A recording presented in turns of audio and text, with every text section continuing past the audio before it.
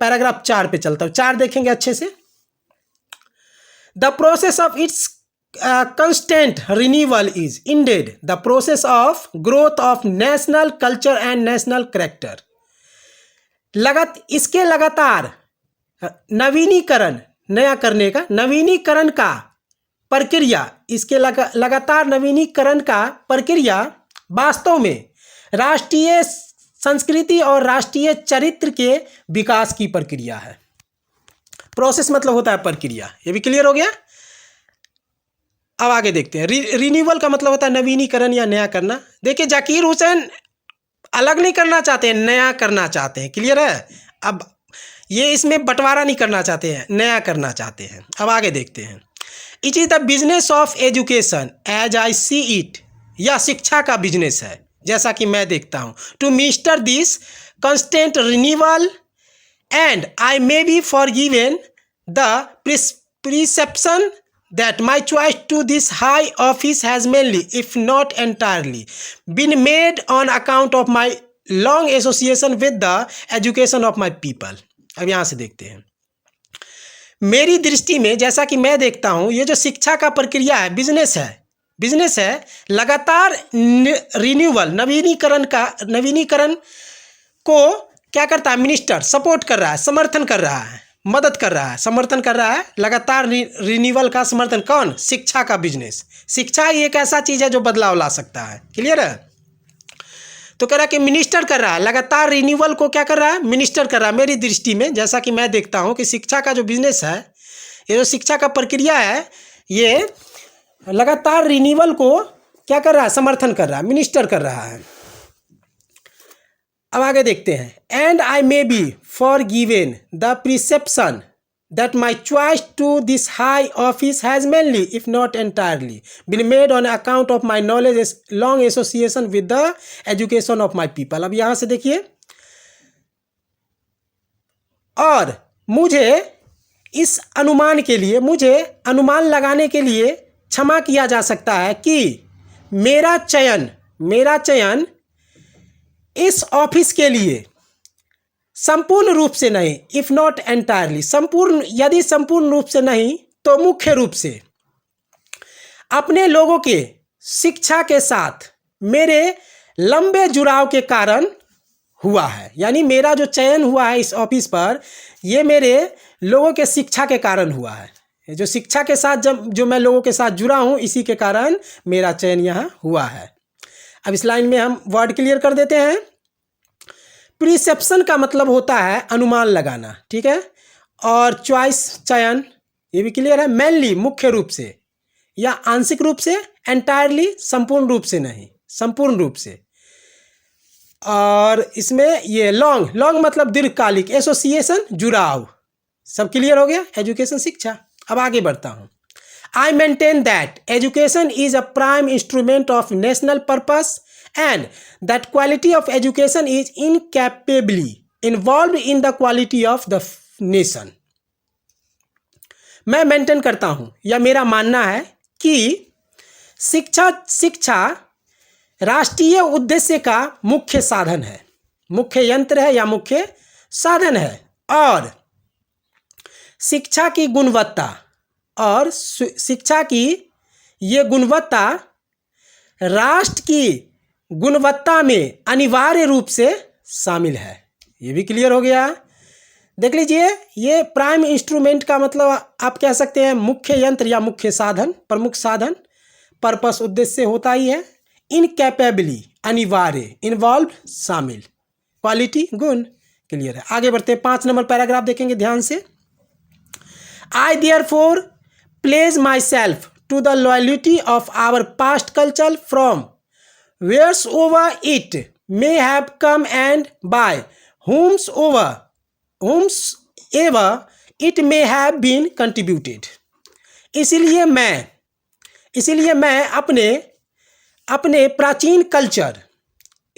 अपने प्राचीन कल्चर के वफादारी,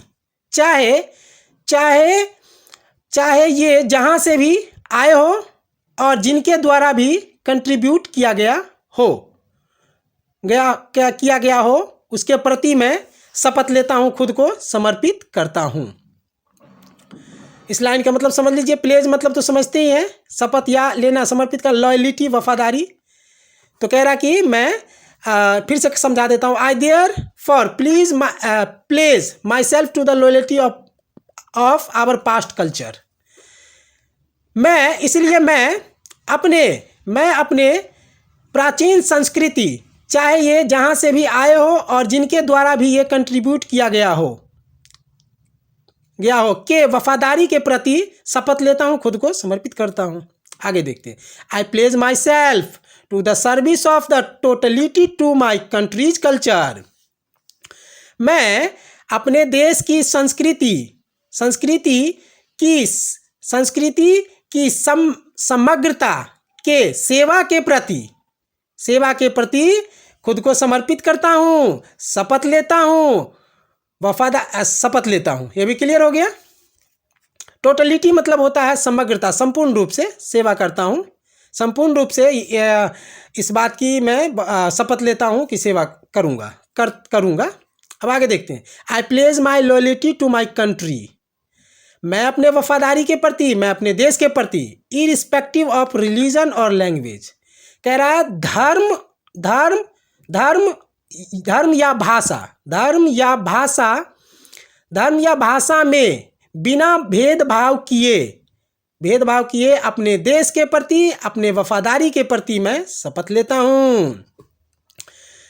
I pledge myself to work for its strength and process and for the wealth of its people without distinction of caste, color और creed। मैं जाति, रंग, पंथ का भेद किए बिना, अंतर किए बिना इसके मजबूती और विकास के लिए और इनके लोगों के कल्याण के लिए काम करने की शपथ लेता हूँ, खुद को समर्पित करता हूँ। ये भी क्लियर हो गया। देखिए, स्ट्रेंथ मतलब होता है मजबूत करना, प्रोग्रेस विकास करना, और वेलफेयर कल्याण। ये भी डिस्टिंक्शन, हाँ, डिस्टिंक्शन का मतलब होता है अंतर या भेद। कास्ट, कलर, क्रीड तो आप समझते ही हैं। इरिस्पेक्टिव बिना भेद के या बिना भेदभाव के कह सकते हैं। ये भी क्लियर है। रिलीजन समझते हैं, सब कुछ समझ रहे हैं। अब आगे बढ़ते हैं हम। अब आगे देखिए। The whole of Bharat is my home and its people are my family. संपूर्ण भारत मेरा घर है और इसके लोग मेरे परिवार हैं। ये भी क्लियर है। आगे देखते हैं। The people have chosen to make me the head of this family for a certain time. लोगों ने मुझे एक निश्चित समय के लिए इस परिवार का मुखिया चुना है। इस परिवार का मुखिया बनाया है, चुनकर बनाया है, चुना है। सर्टन का मतलब होता है निश्चित, टाइम समझते ही हैं, चूजन चुना। आगे देखते हैं। It shall be my earnest endeavor to seek to make this strong and beautiful a worthy home for a great people engaged in the fascinating task of building up a just and prosperous and graceful life। देखिए जाकिर हुसैन, देखिए जो खुद समझदार होते हैं, ज्ञानी पुरुष होते हैं, वो अगले को ज्ञानी पुरुष ही कहते हैं। हमारे भारत के लोगों को महान कह रहे हैं, कुछ तो बात है। जैसे कि Pandit Jawaharlal Nehru, doctor Rajendra Prasad, doctor APJ Abdul Kalam, Swami Vivekananda, Lala Lajpat Rai, ये क्या थे? महान लोग ही थे। इसलिए तो भारत के लोगों को महान कह रहे हैं जाकिर हुसैन। तो अब इस लाइन का मतलब समझाते हैं, ध्यान देंगे अच्छे से। और आप लोग थोड़ा सपोर्ट कीजिए, सब्सक्राइब कीजिए, कमेंट कीजिए, शेयर भी कीजिए। हमें सपोर्ट मिलेगा, हौसला बढ़ेगा, तब तो हम अच्छे से अच्छा एक्सप्लेन करेंगे, बनाते रहेंगे वीडियो। ध्यान दीजिए। प्रोस्पेरस यानी न्यायपूर्ण और सुखी जीवन और निर्माण के आकर्षक कार्यों में लगे महान लोगों के लिए इस घर को सुदृढ़, मजबूत, सुंदर, रहने योग्य बनाऊं, तराशूं, तराशूं, ये मेरा हार्दिक प्रयास होगा, ये मेरा सबसे बड़ा काम होगा, सबसे बड़ी कामयाबी होगी। क्लियर है? अब वर्ड समझ लीजिए। अर्नेस्ट का मतलब होता है हार्दिक या सबसे बड़ी कमाई। एंडेवर का मतलब होता है प्रयास। टू सीक मतलब तलाशना, वही घर को तराशूं बनाऊं सुंदर से सुंदर, ताकि हमारे महान लोग इस घर में रह सके। और फैसिनेटिंग टास्क, फैसिनेटिंग का मतलब देख लीजिए। फैसिनेटिंग का मतलब होता है आकर्षक कार्य, ऐसा कार्य जिसमें जिस लोगों को जो काम पसंद है उसमें अपना वो लगा हुआ है। देखिए, काम अच्छा लगता है तभी लोग दिल से करता भी है, और जिसको जो काम अच्छा नहीं लगेगा तो वो काम सही से हो भी नहीं पाएगा। तो जाकिर हुसैन कह रहे हैं कि ऐसा घर बनाऊंगा, भारत को ऐसा बनाऊंगा कि इसमें जो लोग जो काम करना चाहेगा वो उस काम को अच्छे से करेगा, दिल से करेगा, ताकि वो काम अच्छा से होगा। तो फैसिनेटिंग टास्क का मतलब होता है आकर्षक कार्य। आकर्षक कार्य मतलब लोगों के अपने अपने मनपसंद का कार्य। फैसिनेटिंग टास्क समझ गए। उसके बाद प्रोस्पेरस मतलब होता है न्यायपूर्ण। ग्रेसफुल लाइफ मतलब सुखी जीवन, शांति जीवन। क्लियर हो गया? अब हम लोग पैराग्राफ 6 देखते हैं, ध्यान दीजिएगा अच्छे से। The family is big and is constantly growing at a rather inconveniently fast pace. परिवार बड़ा है और लगातार काफ़ी असुविधाजनक रूप में तेज गति से बढ़ रहा है। परिवार बड़ा है यानी देश बड़ा है। कॉन्स्टेंटली लगातार, एट से रेदर काफ़ी, इनकन्वीनियंटली असुविधाजनक रूप में, फास्ट पेस तेज गति। आगे देखते हैं।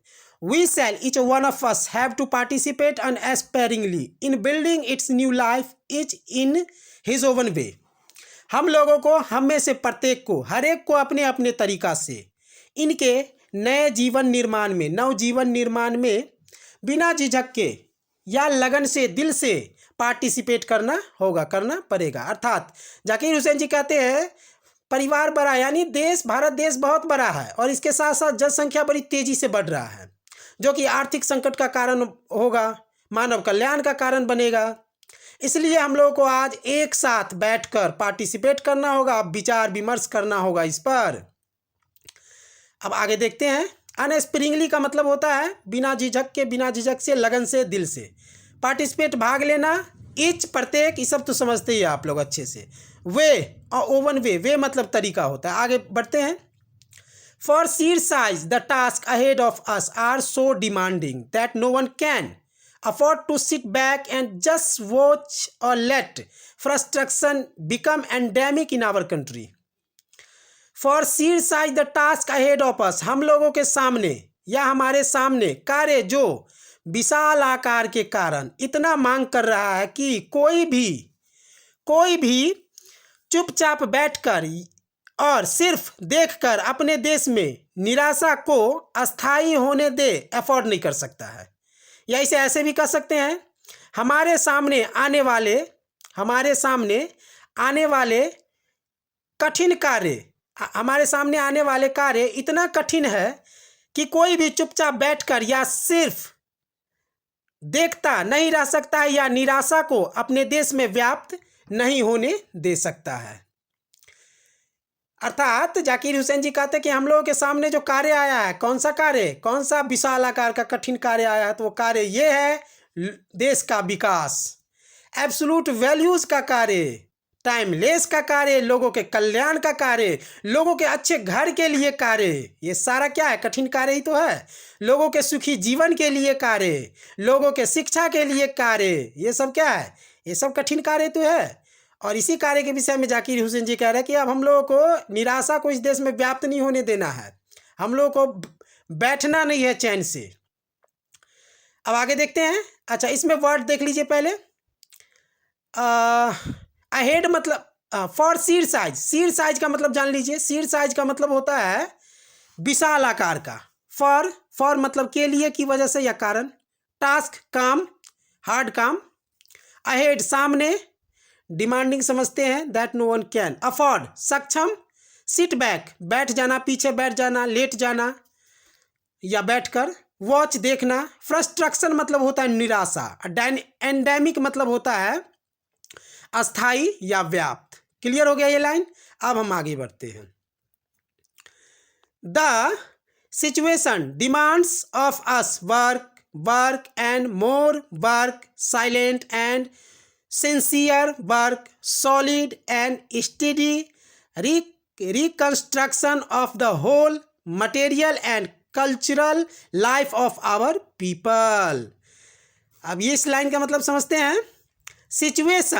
सिचुएशन हमसे काम काम और खूब काम, मौन काम, जिम्मेवारी से काम, और हमारे लोगों के संपूर्ण भौतिक और सांस्कृतिक